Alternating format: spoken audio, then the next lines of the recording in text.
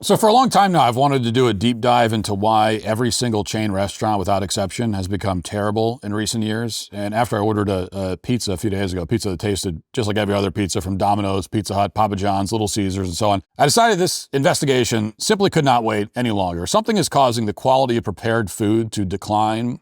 So for a long time now, I've wanted to do a deep dive into why every single chain restaurant, without exception, has become terrible in recent years. And after I ordered a pizza a few days ago, pizza that tasted just like every other pizza from Domino's, Pizza Hut, Papa John's, Little Caesars, and so on, I decided this investigation simply could not wait any longer. Something is causing the quality of prepared food to decline. So for a long time now, I've wanted to do a deep dive into why every single chain restaurant, without exception, has become terrible in recent years. And after I ordered a pizza a few days ago, pizza that tasted just like every other pizza from Domino's, Pizza Hut, Papa John's, Little Caesars, and so on, I decided this investigation simply could not wait any longer. Something is causing the quality of prepared food to decline in a very noticeable and frankly kind of disgusting fashion. So what is it? And this is a question that matters, and not just because it's annoying that every chain restaurant in the country serves inedible slop. It matters because most Americans have a general sense that the general quality of everything has declined across the board. And as quality declines, quality of life declines. So why is that happening? I mean, what is going on? And is it even true that it's actually happening, or are we all just being nostalgic do we have rose-colored glasses about the past? Well, it is true, and so we're going to focus just on the issue of restaurants here. The very first answer that you'll hear if you ask around on social media, well, they'll say, well, of course, capitalism is the culprit. Specifically, it's the private equity companies who are purchasing beloved brands and then slowly strip mining them to extract every last dollar of available profit until nothing is left. And therefore, we need to abolish the banks and all the investment companies and the concept of money itself and immediately adopt socialism. Because in socialist countries, they have really good food. They're known for that. That's kind of the consensus at this point. But there are a couple of problems with the consensus. First of all, the decline I'm talking about is a relatively recent phenomenon, but we've had capitalism in this country for a long time, as you may have noticed, and private equity is nothing new either. In 1992, a private equity firm invested hundreds of millions of dollars in the parent company of Denny's and Hardee's. Domino's sold off to Bain Capital in 1998. A consortium, including Goldman Sachs, bought Burger King more than 2 decades ago in 2002. The Carlyle Group took over Dunkin' Donuts and Baskin-Robbins in 2005. So there's nothing new about private equity getting involved in the restaurant business. And for the record, despite all these acquisitions, most restaurants still are not owned by private equity. Most are part of large organizations that are publicly traded. And then a few restaurants like In-N-Out and Little Caesars are family owned. But even if private equity controlled most restaurants, the logic still doesn't really work. Private equity refers to investors who purchase a company or a large stake in it in one of two scenarios. Either the target company is rapidly growing and private equity wants to bet on its future success and a potential IPO so they can profit, or more commonly, the target company is struggling and desperately needs a cash infusion or else it will fail. And private equity thinks they can turn the company around and then sell it for a profit. So they buy it for a relatively low price in the hopes that it will one day be worth much more. And in both of these scenarios, the private equity company has a financial incentive for the company to succeed. What private equity is looking for in the ideal scenario is to create a cash cow that prints money over the long term. That's what happened with Arby's back in 2011. Arby's is one of the only good fast food restaurants in existence at this point, for my money. But 15 years ago, it was losing tens of millions of dollars a year. They were a punchline on late night television.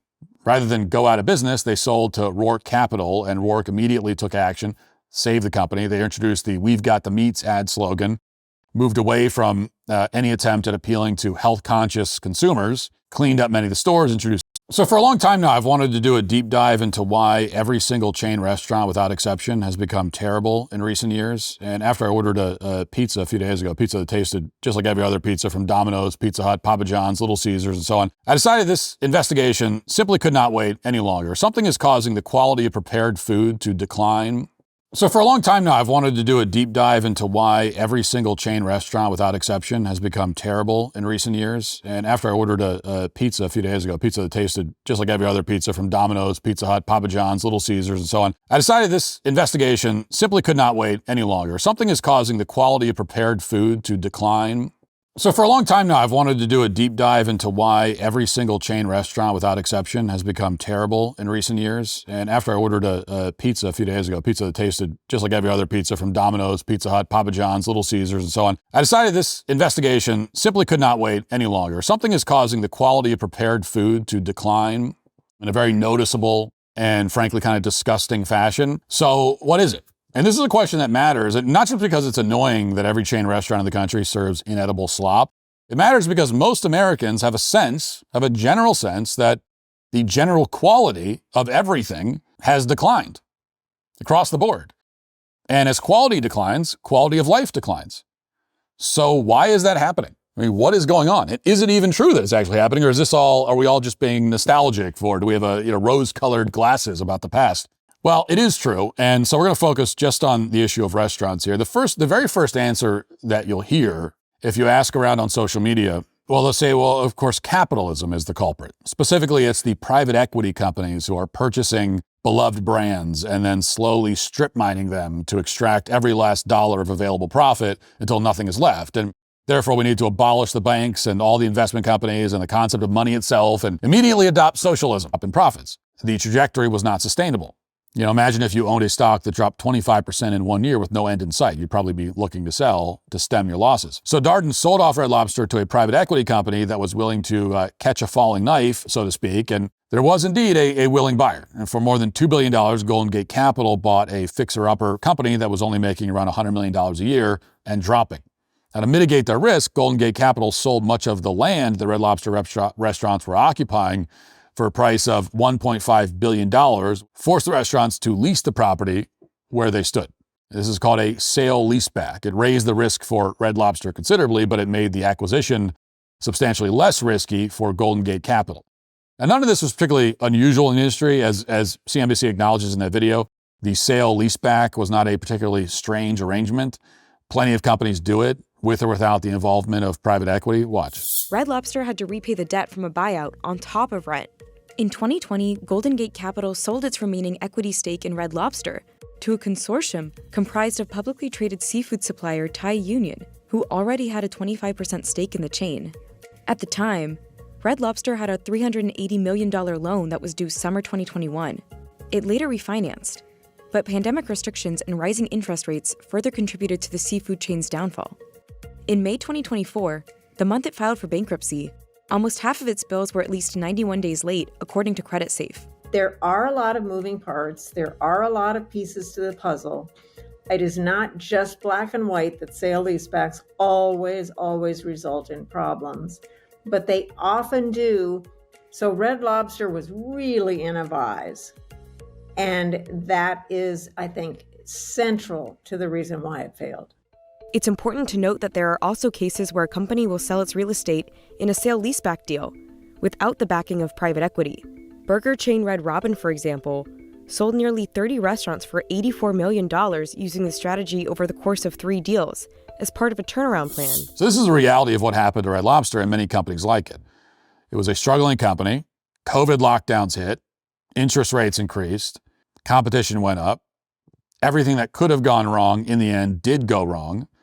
And against this backdrop, a private equity company took over, executed a very risky all-or-nothing strategy called a sale-leaseback in order to recoup some of the investment, and due to very unfortunate economic conditions, ultimately made an already terrible situation even worse. So here's the key point. Private equity companies and major corporations are not going to intentionally destroy their own investments, just from a business standpoint that makes no sense, but they are doing their best to degrade quality as low as it can possibly go before too many consumers notice and flee the brand. So that is happening. They're trying to find that sweet spot because the goal of private equity is to expand the brand as much as they possibly can. And when you're scaling up, every dollar that you save is very important. Now, one issue with this approach is that in many cases, private equity companies and large conglomerates don't really understand or appreciate their own products. After all, they're large institutions that own a large portfolio. Take Jimmy John's, for example. They had an owner named Jimmy John, that was his name, who was obsessed with sandwiches to an almost pathological degree. And when you got a guy who owns the place and he loves what he does and he loves the product, you're going to end up with a good product. But then private equity took over. And their primary interest was cutting costs and pushing out all kinds of marketing gimmicks and ridiculous sandwiches like the Pickle Witch, which is an abomination, that are intended to go viral. And if you've used their app, you know exactly what I'm talking about. They've made a simple sandwich as tacky and annoying as they possibly can. And, it probably is getting them more sales, because that is ultimately when the private equity companies come in, they don't want to destroy the business. They just want to sell more. They want to make more money. The problem is that that's all they care about, is just making more money. They don't care about the quality of the product. And so in this case, it's destroying the company, or at least ruining their image in the eyes of millions of consumers. So the bottom line might be fine, but the quality of the product has gone down. Now, again, it's not that private equity wants to destroy Jimmy John's. Roark Capital spent billions of dollars on it, so there's no reason to ruin the brand on purpose. But at some level, they can't help themselves. They're overstaffed with consultants and analysts, and eventually that becomes very apparent. People keep buying the sandwiches in large numbers, but more discerning customers are turned off, and then they complain on the internet like I'm doing right now, but most people still buy the product. Now, another factor which isn't talked about nearly enough is that the people who are working in fast food restaurants like Jimmy John's usually are not high school students anymore. That used to be the case. But now it's not a first job for kids who are eager to work for their first paycheck. Increasingly, these jobs are occupied by adult drug addicts. Now, ask anyone in the industry, and they'll tell you the same thing. According to the Substance Abuse and Mental Health Services Administration, 20% of food service workers reported using illegal drugs within the past month. 17% have a substance abuse disorder. 12% reported binge drinking in the past month. So we're not talking about someone who, smokes a blunt every now and then, which you shouldn't do that either, but we're not talking about that. We're talking about hardcore drug abusers. And these numbers have gotten much worse in recent years post-COVID. According to Quest Diagnostics, quote, substance abuse soared last year among restaurant and hotel employees, with the proportion of workers failing drug tests jumping to 12.9%. Marijuana use increased sharply with 17.3%, more hospitality workers testing positive for THC. Now, not that it really needs to be said, but when your fast food worker or line cook is high and drunk, he's probably not going to produce the highest quality sandwich. And that's what we're getting. Now, in the early 1980s, something like 60% of teenagers were employed and they were doing these kinds of jobs. Now that number is under 35%. What's happened is that, especially with the surge in foreign migration into this country, much of it illegal, young people are being pushed out of the workforce. They're being replaced by, migrants, drug addicts, and the restaurant's owners will happily hire them because they're probably not going to leave for college anytime soon. And frankly, the restaurant may not have a better option anyway. And as long as they can, get over the very low bar to just churn out the slop, that's all that matters. Keeps the money coming in. And crucially, customers don't usually make a big deal out of it. Americans have insanely low standards at the moment. We've been conditioned to accept mediocrity everywhere, especially since COVID. But this was a trend that goes back much further than COVID. Think about air travel, streaming services, really anything. Everything's become lower quality in tandem. And as a factual matter, rather than stop spending our money on these services, millions of Americans have continued to do so. And the reasons for that are actually somewhat complicated. So let's return to my original complaint, which is that a lot of food, including pizza, now tastes the same. It's all gotten worse, and it's something that every living person has noticed. It doesn't matter where I get my pizza, whether it's the supermarket, Papa John's, anywhere else.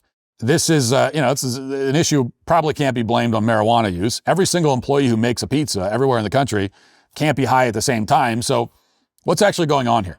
If the problem isn't capitalism per se, then what is the problem? Well, as it turns out, a single cheese company called Leprino Foods controls 85% of the pizza cheese market. To be clear, that's not the cheese pizza market. It's the market for cheese that goes on the pizza. Leprino's based in Denver, and they supply pretty much every pizza place from Pizza Hut to Domino's to Papa John's. In other words, Leprino is like the Willy Wonka of cheese. You never see in the guy's face, but his product is everywhere. You can't escape it. Whether you're ordering delivery from a major chain or buying a frozen pizza at the supermarket, the base core ingredient of your pizza, one way or another, is going to come from exactly the same place. So how did Leprino achieve this dominance? Are they somehow the only people in the entire country who know how to make cheese? Well, if you look into it, you'll find that actually Leprino's dominance is the result of patents, lots and lots of patents. You might not think that cheese is the kind of thing that you could patent, but you'd be wrong. Specifically, Leprino Foods holds more than 50 patents related to manufacturing cheese. And one of these patents, for example, describes the step of converting at least a portion of protein containing starting milk into discrete curd particles and forming the curd particles into a cheese precursor. Some of the most famous patents allow for the creation of cheese in a continuous high-speed stream, which greatly increases volume production while retaining consistency. They also patented a method for quick freezing cheese as soon as it was produced, which prevents cheese from aging prematurely. And very quickly, pizza places realized that the frozen cheese was more viable for a longer period of time than anything they could buy fresh, even though it doesn't taste as good. It doesn't taste fresh because it's not, but it's more viable and it's more profitable. And it was also more consistent from location to location, which is particularly important for a national brand. So because Leprino made logistics easy, everybody just kind of went with it. The decision had nothing to do with the quality of the cheese. It was about the performance of the cheese. And while Leprino does provide slightly different cheese blends to different customers as a way of making you think that Papa John's cheese is different from the cheese you get at Domino's, really it's coming from the same place with the same general methods. It's sort of like how if you buy eyeglasses, whether they're designer frames or not, they're probably coming from the exact same factory. It's like the same thing. But wait a minute, you might say, what's wrong with this arrangement? I mean, it seems like efficiency. If people weren't okay with this arrangement, if they insisted on locally sourced cheese on their pizza, then Leprino's would collapse overnight. All their patents would be worthless. Local dairy farms would see a major surge in popularity. Instead, the opposite is happening. In just the past year, bankruptcies at local dairy farms went up by more than 55%. Meanwhile, Leprino is growing faster than ever. Now, the truth, as uncomfortable as it may be to admit, is that this argument has merit. The fact is, the vast majority of consumers have been conditioned to a point where we're okay with eating slop that's indistinguishable from every other slop factory. It's not just the pizza industry that works like this. Pretty much every restaurant has realized the same thing. That's what explains the enormous popularity of Sysco, the world's largest food distributor. You probably noticed like a giant Sysco truck in the parking lot of your favorite restaurant at one point or another. Along with US Foods, which Sysco recently attempted to merge with, Sysco is responsible for a very large amount of the food that you see on restaurant menus. So if you order mozzarella sticks, for example, it doesn't matter if you're at Carrabba's or Applebee's or Chili's or anywhere, you're almost certainly getting the same reheated product from the back of the same Sysco truck. And over the past decade, Sysco's dominance has only increased. They've been on a buying spree, snatching up all their competitors. Watch. The scary thing about Sysco was it didn't become this giant through organic growth, but instead it became a giant through relentless acquisitions that went unchecked. They've acquired over 150 companies to become really one of the only national broadline distributors for restaurants. Now, Sysco doesn't disclose how many restaurants it serves, but they do disclose that they serve around 730,000 customer locations, which would imply, if we're being very conservative with our estimate, that they provide food to probably around 300,000 restaurants at a minimum, since restaurants make up most of their sales. US Foods, meanwhile, serves at about an estimated 150,000 restaurants. To put that number in context, there are roughly 750,000 restaurants total in the entire country. So therefore, assuming US Foods and Sysco mainly serve different restaurants, more than half of the restaurants in the country are getting prepackaged, prepared food from the same place, or one of the two same places. So if all the food tastes the same everywhere, it's because it is the same. It's literally the same food. But US Foods and Sysco, they aren't the only companies that are pushing frozen foods. It's easy to blame them, and they're certainly responsible for most of the phenomenon, but they're not the only ones. Consider what's happened at Cracker Barrel. They're not controlled by a private equity company, for what it's worth. They're a publicly traded corporation. But Cracker Barrel, as you may remember, just undertook probably the single most disastrous rebrand in the modern history of restaurants, which they quickly reversed. The female CEO, a woman with 3 names called Julie Fells Massino, somehow was not fired after the incident.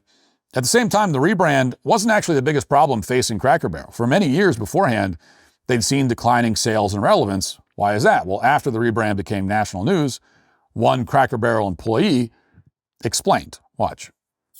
If you think what's happening in the front of house of Cracker Barrel is bad, you should know that what's happening behind the scenes in the back is even worse. I worked at Cracker Barrel for 8 years as a cook, and it's slowly gone downhill with a rapid acceleration in the past year. Let's start with biscuits. You can see here, they're frozen now. What they used to do is I used to make these pans of biscuits every day for like an hour, is how long they would last, because we went through them. And they would be hot and fresh straight out of the oven for the guests. And now they freeze them for days ahead of time. So what you could be getting is days old, and they just put them in a warmer for about 40 minutes, and that's what you're getting. And that's why they look like this now, instead of those nice big thick fluffy biscuits with butter smeared on top. No, you're getting frozen nothing. And now they cook 8 to 12 to 15 a day, and then bag them up like this for you and microwave it. Just a nice microplastic piece of meat. It's so gross. So you can't blame Sysco or US Foods for this. He didn't say they're loading all the food from a truck and reheating it. He says they're cooking it in-house and then reheating it several days later. And this is not a private equity thing. They don't own Cracker Barrel. So who's actually responsible? Why did Cracker Barrel, like so many other restaurants, switch from preparing fresh meals to reheating frozen prepackaged dinners? This is the main factor causing the quality of food to decline everywhere. This is it. Nothing is fresh. You're just eating glorified TV dinners almost everywhere you go. And it wasn't always like this, but now it is. Why is that? Well, the only explanation that makes sense is that from the customer service reps behind the counter all the way up to the ownership, from at every level now, when you go to these places, there is not anybody involved at any level who cares what the food tastes like. The CEO doesn't care. If a private equity firm owns the place, they don't really care about the quality of the food. The employees who are coming in, most of them, they don't care. And in a lot of cases, the customers don't care either because they keep eating it. They're keeping these companies in business by purchasing their slop. And this part of the story is indeed a new phenomenon. In the recent past, women like Julie Fells-Massino were not put in charge of businesses they didn't understand. They weren't given the opportunity to destroy brands like Budweiser or Cracker Barrel. But that's changed now. Incompetent women like this are now rising to the highest levels of the food industry solely because of their gender. And meanwhile, millions of people have been badgered by the media, by the HR departments, by declining standards of living into accepting mediocrity. That's why everybody can sense that our general quality of life is declining in seemingly small ways all over the place. It adds up. You know, your sandwich is garbage for the same reason that most streaming shows are garbage, which is the same reason most universities are garbage, and so on and so on and so on. People who tolerate mediocrity are keeping these restaurants and private equity companies in business. They're paying the salaries of the CEO of Cracker Barrel, and they're making Sysco the largest distributor of food in the world. We're doing this for no discernible reason, by the way. I'm just as guilty. But I don't need a sandwich from Subway or from Jimmy John's. Most of that you could do that at home for a fraction of the price. You can make a lot of this food now, you can make at home and it will be better and cheaper. So we don't need to abolish capitalism to stop this long-standing, humiliating decay. We can adopt some standards. We can stop wasting our money in exchange for slop from Subway, which is owned by the same private equity company as about a dozen other brands. We can choose to withhold our money until we get quality in return. It's actually not anywhere near as difficult as it sounds. Yes, private equity companies and CEOs and big conglomerates, they want your money. But if you want restaurants to be worth the trip, and if you want your pizza to taste somewhat distinct from every other pizza, then for the foreseeable future, your only option is to withhold it. The best deal of the year is here. The Pendragon Cycle, Rise of the Merlin premieres January 22nd. Get ready for the epic 7-part series. Join now and get 50% off new annual memberships. Get early access to episodes 1 and 2 when you buy an all-access membership. This deal won't last long. And it's only available on Daily Wire Plus.